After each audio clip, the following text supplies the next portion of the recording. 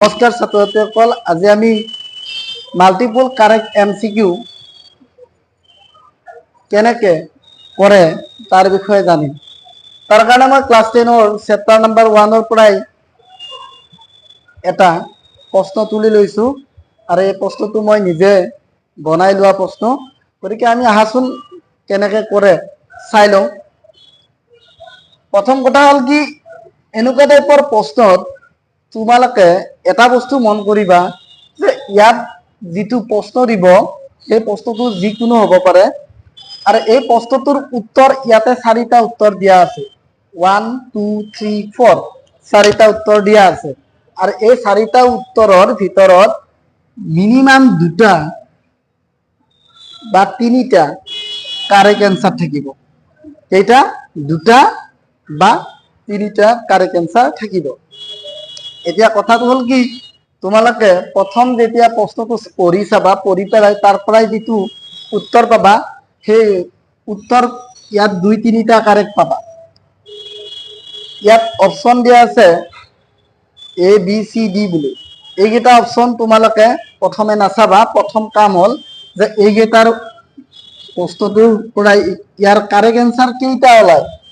তো মিনিমাম ইয়াত 2টা দিয়া আছে, গতিকে গম পাইছাই তোমালোকে যে ইয়াত 2টা শুদ্ধ উত্তৰ আছে। তো আমি কি কৰিম, এইকেইটা শুদ্ধ হয় নে নহয় আমি কৰিবলৈ ট্ৰাই কৰিম।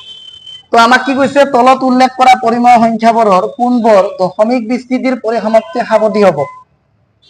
তো দশমিক বিস্তৃতি কেনেকে উলিয়াই বা পৰিসমাপ্তি সাৱধি কেনেকে উলিয়াই আমি তাকে ট্ৰাই কৰিম। তাৰ কাৰণে এটা সূত্ৰ আছিল 2 to the power m R into 2 to the power m 5 to the power m, মানে 2ৰ ওপৰত যিকোনো এটা সংখ্যা, m মানে এটা যিকোনো এটা সংখ্যা যিটো আমি সংখ্যা নাজানো, আৰু 5ৰ ওপৰত n আছে যিকোনো এটা সংখ্যা হ'ব পাৰে। যদি এই এনেকে থাকে তেতিয়াহ'লে পৰিসমাপ্তি সাৱধি হ'ব। যেনে ধৰি লওক 2 3টা পালা আৰু 5 2টা পালা, 2 3টা পালা 5 2টা পালা, তেতিয়াহ'লে এইটো এনেকুৱাকে যদি ক্যালকুলেশন কৰি পাও তেতিয়াহ'লে পৰিসমাপ্তি হ'ব। আৰু যদি কেতিয়াবা এনেকৈ পাম আমি 2 টু দি পাৱাৰ m পাব পাৰো, কেৱল 2 5টাই পালা সাপোজ এনেকে পালা, তেতিয়াও পৰিসমাপ্তি হ'ব। তাৰ পিছত যদি কেৱল 5 যদি পাও, 5 3টা পালো সাপোজ, বা 5 to the power n, that's mean 5 3টা যদি পাও আমি, তেতিয়াহ'লে 5ৰ ওপৰত 3 আছে, তো এনেকৈ পালে আমি পৰিসমাপ্তি হ'ব। এতিয়া সিচুৱেশন বিলাক আমি 3টা সিচুৱেশন পালো, 5 2 5 আৰু 2 যদি একেলগে পাও, 2 যদি 3টা পাও, 5 যদি 2টা পাও, তে কারেক্ট হ'ব। যদি 2 5টা পাও তেতিয়া আৰু কাৰেক্ট হ'ব, মানে পৰিসমাপ্তি হ'ব। আৰু যদি 5 3টা পাও বা 4টাই পোৱা তেতিয়াও পৰিসমাপ্তি হ'ব। যদি ইয়াত বাদে কিবা বেলেগ ওলাই ভ্যালু, যেনে 2 3টা পালা 7 এটা পালা, তেতিয়াহ'লে পৰিসমাপ্তি সাৱধি নহ'ব। তো এইখিনি আছিল আমাৰ মেইন কথা। ইয়াৰ পিছত আমি আহো এই প্ৰশ্নকেইটাৰ উত্তৰকেইটা চাও। ইয়াৰ কাৰণে তোমাক প্ৰথমটো দিয়া আছে 17/8, হয়নে? 17/8 দিয়া আছে। তুমি হৰটো চোৱা, হৰটো কি আছে, এই সংখ্যাটো চাবা কি আছে, 8 আছে। তো 8ক তুমি ভাঙিব পাৰো নে?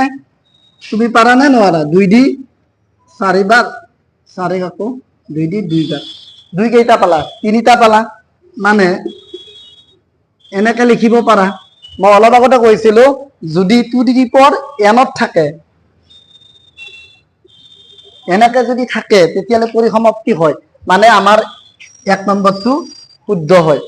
তাৰ পিছত আমি যদি নেক্সট যদি চাও 2 নম্বৰটো, 2 নম্বৰ আছে 64 4 5 5, 64 4 5 5 আছে। তো আমাৰ 4 5 টো লোৱা, এটোক আকৌ ভাঙিব পাৰি নেকি?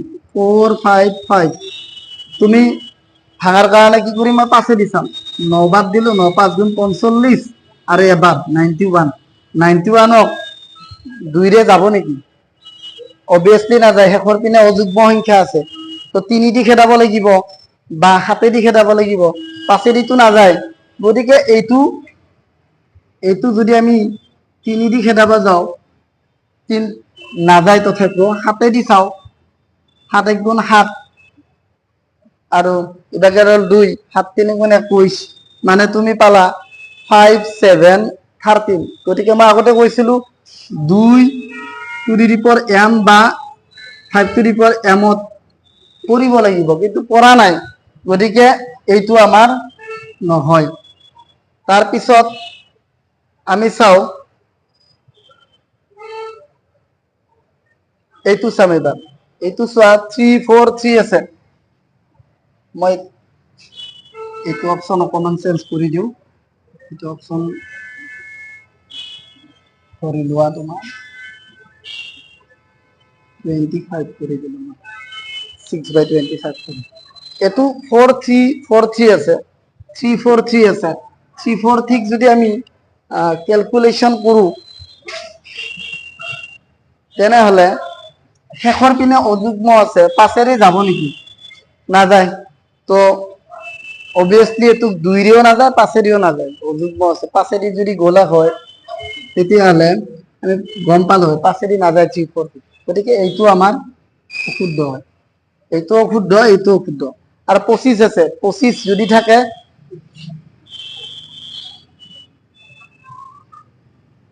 পাশেদি 5 বাদ মানে 5 স্কয়ার পালা মানে 5 টু দি পাওয়ার m ত পাই গলা তুমি তো এইটো কি হ'ব পরিসমাপ্তি হ'ব এতিয়া আমি চাৰিটা প্ৰশ্নৰ উত্তৰ কৰি ললো যে ইয়াতে 1 আৰু 4 টো শুদ্ধ হৈছে বাকি 2 আৰু 3 টো অশুদ্ধ হৈছে এতিয়া তুমি ইয়ালৈকে আহা ইয়াত যিকোনো প্ৰশ্ন নাথাকক কিয় সেইখিনি তুমি সলভ কৰা মই যেহেতু এইটো প্ৰশ্নৰ সলভ কৰি দিলো 1 আৰু 4 টো তাৰ পিছত তুমি চোৱা যে 1 4 কোড আছে ইয়াৰে যে আমাৰ বিট আছে তো রাইট आंसर কি হ'ব